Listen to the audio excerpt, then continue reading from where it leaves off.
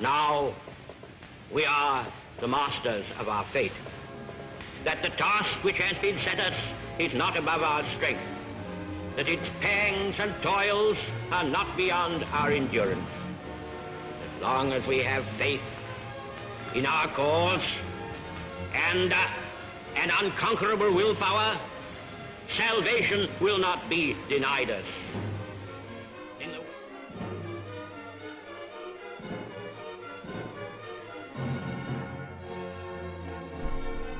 The Book of the Courtier, written by Baldassare Castiglione and published in 1528, lists out the characteristics of what we would call today a Renaissance man.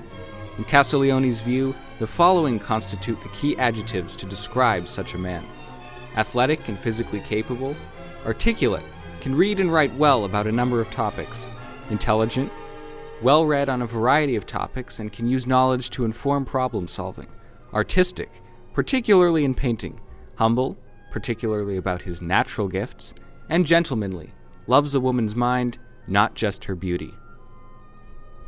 Born Winston Leonard Spencer Churchill in 1874, he served in the British military as early as 1895, worked as a writer and a journalist, and then eventually entered politics. In 1939, Britain was in need of a strong wartime leader who understood what Nazi Germany was actually trying to accomplish.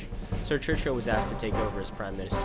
He played an instrumental role in helping lead a successful Allied strategy with the US and Russia. Churchill died in London in 1965 at the age of 90. Churchill checks all of the boxes Castiglione outlines. He was indeed a true Renaissance man. In addition to being known as one of the greatest wartime leaders of his period, Churchill is also known for his ability to speak and write clearly. He's perhaps one of the most articulate politicians and military leaders of the last century.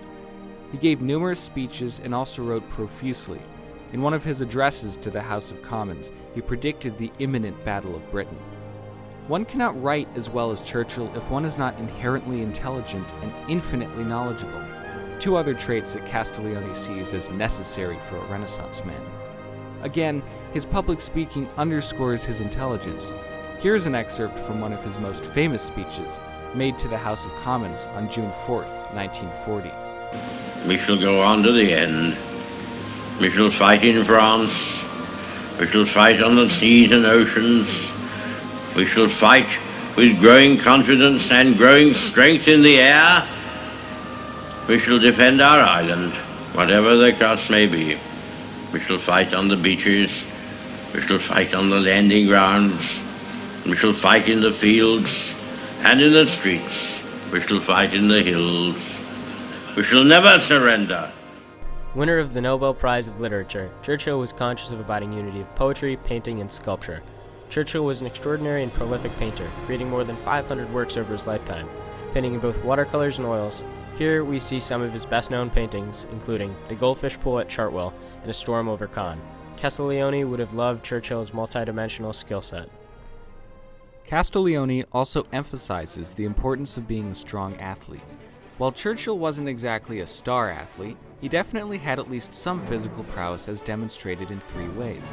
First, he weathered much of World War II in London despite bombing raids. Second, he was a decorated soldier before and during World War I.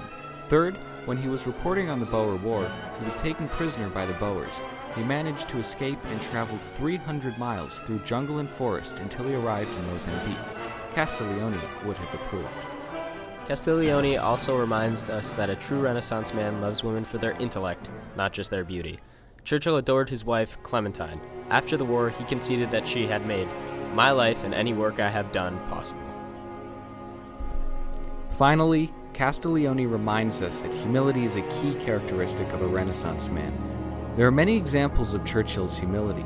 For instance, he used a fake name, Charles Morin, on his paintings because he didn't want to be bothered with criticism or praise for his artwork. He just wanted to paint for painting's sake.